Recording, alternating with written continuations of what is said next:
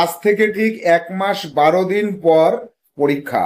কি পরীক্ষা? নবোদয় বিদ্যালয় প্রবেশিকা পরীক্ষা, জেএনবিএসটি 2026।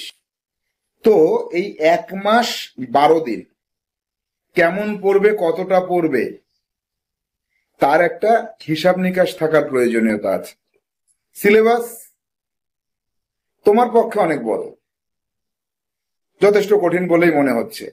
আর পরীক্ষা যত এগিয়ে আসছে, একটা একটা করে দিন চলে যাচ্ছে, আর মনে হচ্ছে যে একটা বড় পাথরের বোঝা বুকের উপর এসে চাপছে। একটা একটা করে পাথরের বোঝা বাড়তে থাকছে, অর্থাৎ পরীক্ষা যত এগিয়ে আসছে একটু একটু করে বুকটা ভারী হচ্ছে, মানে টেনশনটা একটু একটু করে বেড়ে যাচ্ছে, তাই তো? তো এই পরীক্ষার আগে এই যে যে টেনশন ধীরে ধীরে ধীরে ধীরে বাড়তে থাকে, এটা থেকে মুক্তির উপায় কি? এটা তো ঠিক নয়।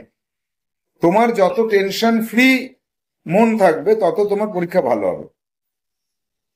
এবার এই যে একটা হিউজ সিলেবাস, এই সিলেবাসটাকে কভার করব কিভাবে?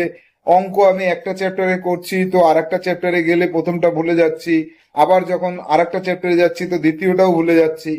এগুলো চলতে থাকবে নিরন্তর। এগুলো থেকে যদি তুমি নিজেকে মুক্ত করতে চাও, তাহলে তোমাকে কিছু নিয়ম নীতি ফলো করতে হবে।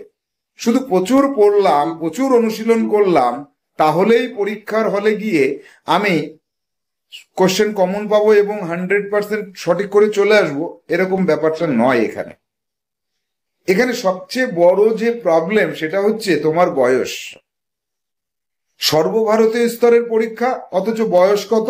মাত্র 5-এ পড়ো, 12 বছর বয়স। তো 12 বছর বয়সে সর্বভারতীয় স্তরের একটা পরীক্ষায় বসতে গেলে অটোমেটিক্যালি সে যতই ভালো প্রস্তুতি থাক না কেন, একটু তো ভয় লাগে। তো এবার বিষয় হচ্ছে যে তুমি জিজ্ঞেস করতে পারো, স্যার এই ভয় কি কাটিয়ে ওঠা সম্ভব? হ্যাঁ, এই ভয় কাটিয়ে ওঠা সম্ভব। আর পরীক্ষার হলে যত ভালোই পড়াশুনো করে যাও না কেন, বা যত খারাপ করেই যাও না কেন, নির্ভীক ভাবে মানে ভয়হীন ভাবে পরীক্ষার হলে ঢুকলে তুমি যতটা পারবে, একটা ভয় ভয় মন নিয়ে ঢুকলে তার থেকে অনেক কম পারবে। সবার ক্ষেত্রে বলছি, যদি তুমি 100টাই রাইট করার মতো ক্যাপাসিটি নিয়ে যাও, ভয়ের জন্য 2-4টে ভুল হতে পারে। নির্ভীক ভাবে গেলে তোমার যদি 95টা সঠিক হয়, আর 5টা নির্ভীক চিত্তে হয়তো 2-3-4টে তুমি সঠিক করে আসতে পারো। তাৎক্ষণিক ভাবে তোমার মাথায় ওই সময় কি একটা বুদ্ধি চলে আসলো, তুমি অঙ্কটা সঠিক করে ফেললে, বা ফিগারটা মনে হলো এটা হতে পারে।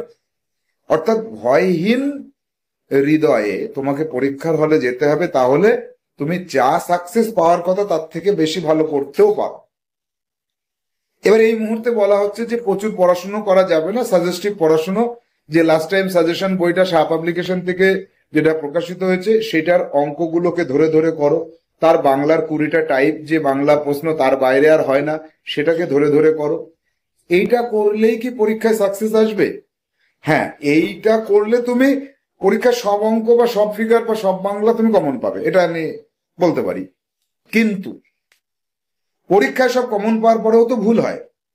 সেইটাকে এড়াতে গেলে বিষয় ভিত্তিক যে নলেজ, তার বাইরে কিছু কোয়ালিটি গ্যাদার করতে হবে। যেমন বিষয় ভিত্তিক নলেজ তুমি পাবে লাস্ট টাইম সাজেশন বই, 104 পৃষ্ঠার বই।